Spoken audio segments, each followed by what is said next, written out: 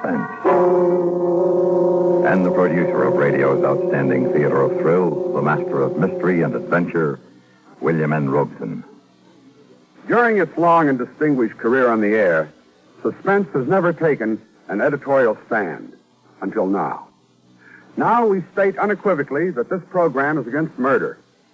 Oh, we play around with the more titillating and entertaining aspects of murder from time to time, but fundamentally, we're against it, as a personal, national, or international policy.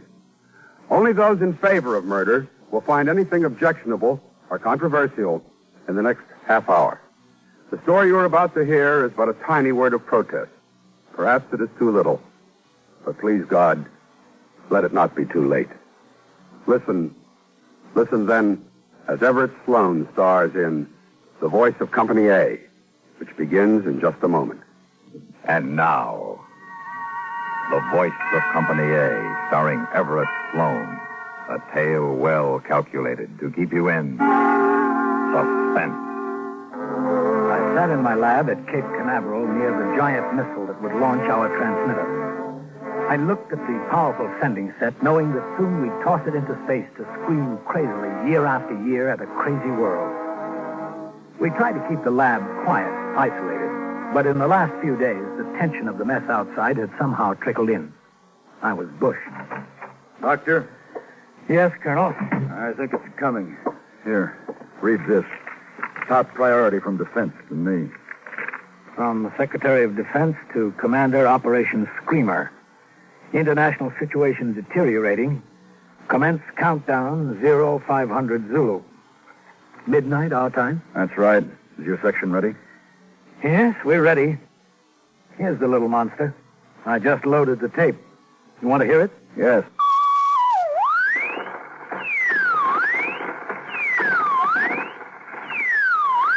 Oh, brother. Yes, when we get all 6 of these in orbit, you might as well throw away your radio and TV. This is all you'll hear. But this is what we wanted. Turn it off. Okay. Well, I guess we can do without the soap operas if it jams their military frequencies.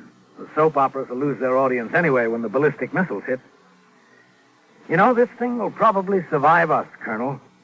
You ever think of that? Screaming away up there when there's nobody left to hear it? Kind of funny in a way. George, you're tired. Were you in London, Colonel, in World War II? No, Burma. Why? I was in London when the V-2s first hit. 2nd Louis, Company A, 16th Infantry. I was on a 72-hour pass with some of my guys. We thought the V-2s were the last word, Colonel. A regular bomb you could hear coming. You had somebody to be sore at that last few seconds. Some pilot risked his tail to drop it anyway. Somebody up there hated you. At least you knew that. It wasn't humane, but at least it was human. But a V-2, Colonel, it goes so fast you don't hear it. And there's nobody to hate except some guy sitting at a control panel a couple 100 miles away. And now we've got ICBMs, 5,000 miles through space. Oh, yes. We've come a long way. A long way. Yes. Well, I'll report that we're ready. The colonel looked at me strangely as he left. I knew he thought I was cracking. And maybe he was right. Almost hating to do it, I flicked on the radio, knowing what I'd hear. Military classes under the age of 50 were called to the colors in France today. Germany has mobilized the reserve components of the new Wehrmacht. Ambassador Lippincott arrived this afternoon at Washington National Airport and said that he saw no hope of averting war. ICBM... I turned it off. Once I thought it could never happen again. Lying in the broken plaster and spilled beer in a London pub with the sergeant's body pinning me down and Pinky yelling for his mother and Botchner groaning in a corner, I knew it couldn't. But it was happening again, and there seemed to be nothing I or anybody else could do to stop it. I turned to the transmitter to unplug it from the test console. That's when I saw him looking at the set. Hey, how did you get... Who are you? Hello, Lieutenant. Or it's Doctor now, ain't it? Botchner. Is it Botchner? Yeah, Lieutenant. It's me, sad sack Botchner. But you were killed. You got killed in that pub. Well, in a manner of speaking. No, I must be cracking up. No, Lieutenant, relax. I got a message for you was all. Me and Pinky and the Sarge and Pete, we drew cards to see who'd come back. I won. But I don't... So you're gonna toss this thing into space. Yes. And it's got like a tape that plays over and over, fouls up the radios all over the world. Yes, except our military frequencies. Now, ain't that clever? Me and Pinky and the Sarge and Pete, we get creamed in that crummy pub in London, and you come out smelling like a rose. And for what? So you can figure out something like this? Now, look, Botchner, it wasn't only me, the Defense Department, Yeah, I know. I've been down that road, Lieutenant. Well, me and Pinky and the Sarge and Pete figure you ought to put something better than what you got on that tape before it's too late. Something better? Like what? Well, I'll tell you, Lieutenant. Pinky thought it up. Remember, he was always kind of screwy on religion. So he told me, standing gray-faced and sloppy as ever in my lab. I knew I was dreaming. I had to be. He told me what to put on the tape. And I laughed. What is this, a joke? We don't do much joking, Lieutenant. Mostly we sit around thinking. 10 million guys in different uniforms, thinking of the dames we didn't get to meet, and the summer evenings we didn't get to smell, and the kids we never got to have. Well, you better do what we say, Lieutenant, because tough as it is at times, it's better here than it is there. We know, Lieutenant. We know.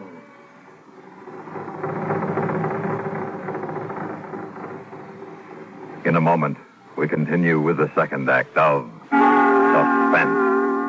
And now, starring Everett Sloane, Act 2 of The Voice of Company A. I sat for a long time wondering if I'd really seen Botchner, wondering if I was losing my mind. And this idea of Pinky's, or whoever it was, it was crazy. But I knew suddenly that I had to try it.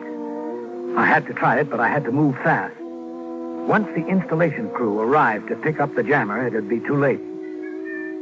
There were almost 100 technicians working in my section. Like any group of Americans, they came from every background. Some, like von Terhoff, were newly naturalized citizens. I buzzed my secretary on the intercom. Yes, Doctor. Get von Terhoff up here right away, Carolyn. And, Pierre Duval, he speaks French, doesn't he? Yes. And that new technician, Barbara Chung, does she speak Chinese? Yes, I think so. Why? Send her up. Who speaks Russian? Russian? I don't know. Poznansky. A lot of Poles know Russian. Send him in, too. And, Carolyn. Yes, Doctor. I want to see them one at a time. It was easy with Duval and Poznansky. They accepted my story without a question. But von Terhoff looked at me strangely.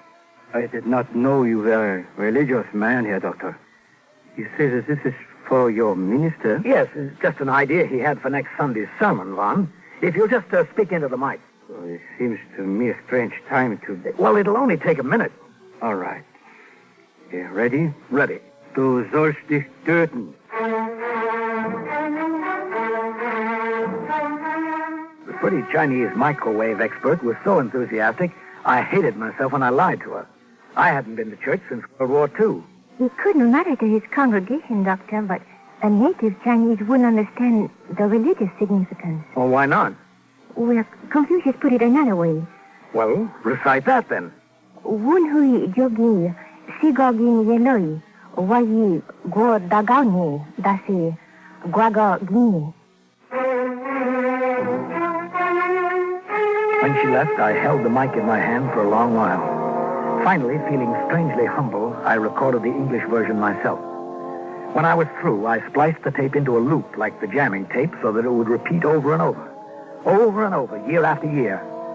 I took the jamming tape out of the transmitter and started to put in my new one. Was I crazy? Then I remembered the twisted bodies in the London pub, and Pinky and the Sergeant Pete, and of course, Sad Sack Botchner. They seemed suddenly very close. I finished. The installation crew arrived and took the transmitter away, and soon it was midnight and the countdown began. 30 minutes. Authorized personnel. My launching station was in the blockhouse, but if I got there too soon, I'd have to ground test the screamer and the colonel would learn what was on the tape. And if I didn't get there at all, they might not launch. So I waited and waited, watching through the lab window while the last man left the missile gleaming in the Florida moonlight. It was the longest half hour in my life. T-minus 3 minutes, 30 seconds. They were looking for me now. It was time to go. Running across the sand, I looked up at the missile. There, high in the nose, rode the sphere that carried the jammer. T-minus 2 minutes. Condition red. Had I cut it too close? Clear the launch. As I reached the concrete blockhouse, the missile seemed to be straining at an invisible leash. Vapor from its liquid oxygen was curling about its base. T-minus 1 minute. Hey! 59. Hey, let me in! It's Dr. Green! 56. I looked again at the huge rocket. I could hear the pumps beginning to deliver fuel to the nozzle. In less than a minute, 250,000 pounds of fiery thrust would blast the area, and I'd shrivel like an ant on a hot coal. Hey! Hey! 41. Dr. Green, holy cow, Doc, get in here! 38. 37. Where's the colonel? Right here. Where have you been? This thing hasn't been ground tested. Well, it isn't necessary. It'll transmit. Countdown procedure says do it, we'll do it. Now move, Doctor. But I checked it on the console. I tell you, it'll transmit. I want to hear that signal. It'll work, I tell you. Oh, help me, Doctor. If you don't get going, I'll stop the launch. Now tune it in. 19. I had to do it. 17. As slowly as I could, I twisted the knobs on the test receiver. 12. 11. 10. 9. 8. What's that? What's going on? The colonel lunged for the panic button that would stop the launch. I grabbed his arm. You let me go. Hold it. Hold that bird. Corporal, put this man under arrest. He's crazy. Or he's an enemy spy. Thou shalt not kill. Thou shalt not kill. Who is the enemy, Colonel? Who is the enemy?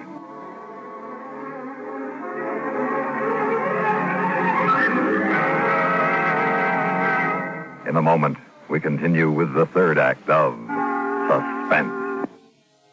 And now, starring Everett Sloane, Act 3 of The Voice of Company A. They treated me all right in the detention cell at Cape Canaveral.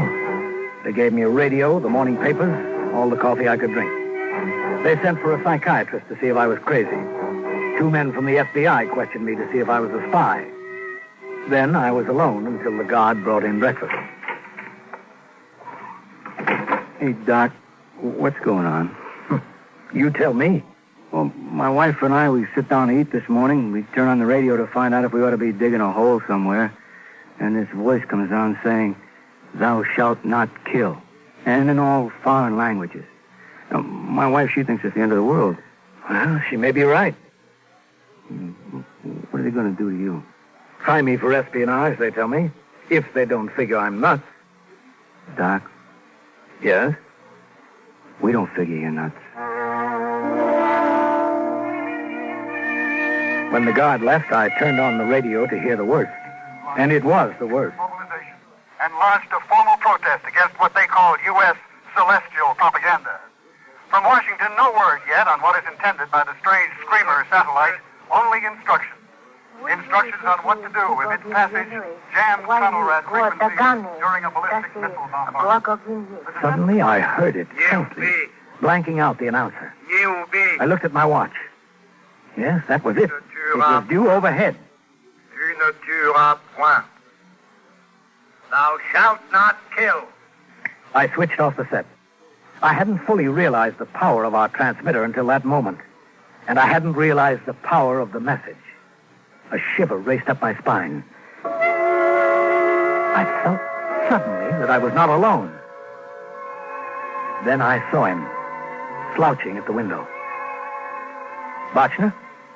Hello, Lieutenant. In the guardhouse, huh? Remember when you tossed me in the stockade for being AWOL? Well, this ought to square it. Pinky and the Sarge and Pete and me, we've been watching things. It's working out great. Oh, yeah, just fine. There's an awful lot of people don't want to fight this war, Lieutenant. You ought to see 'em in Europe and China. Yeah? Don't you fret, Lieutenant. Things is going to turn out all right.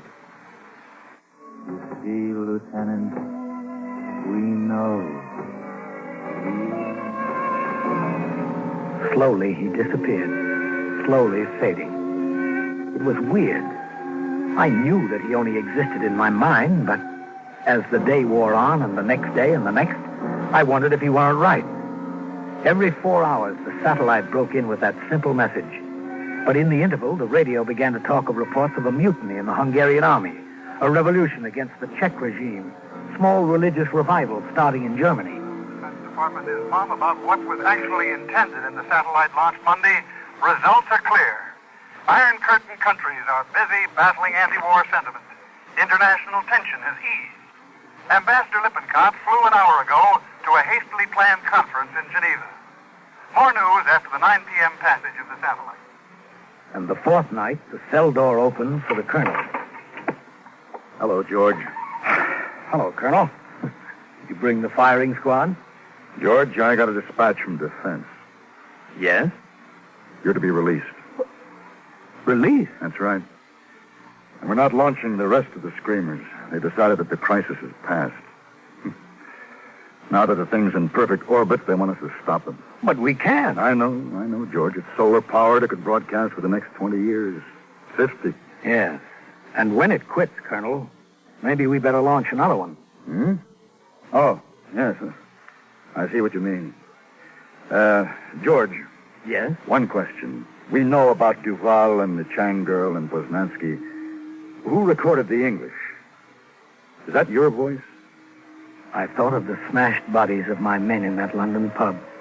Pinky and the Sarge and Pete and Sad Sack Bochner. My voice, Colonel? No. Let's just say that's the voice of Company A. Du sollst dich töten. Du sollst dich töten. Вульви джоги сигогин елой, ваи го дагами даси гвагагини. Не убей. Не убей. Tu ne tueras point. Tu ne tueras point. Thou shalt not kill. Thou shalt not kill.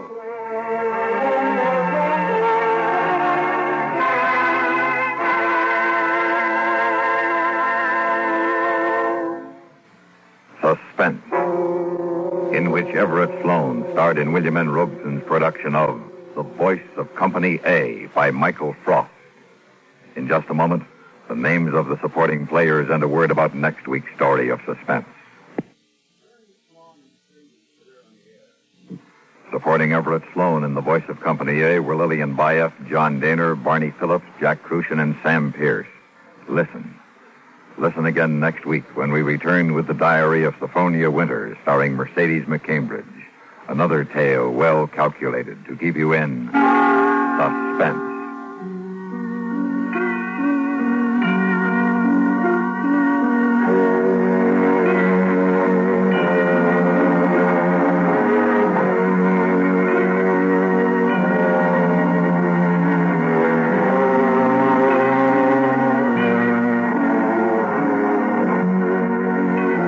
Get the complete news first on the CBS Radio Network.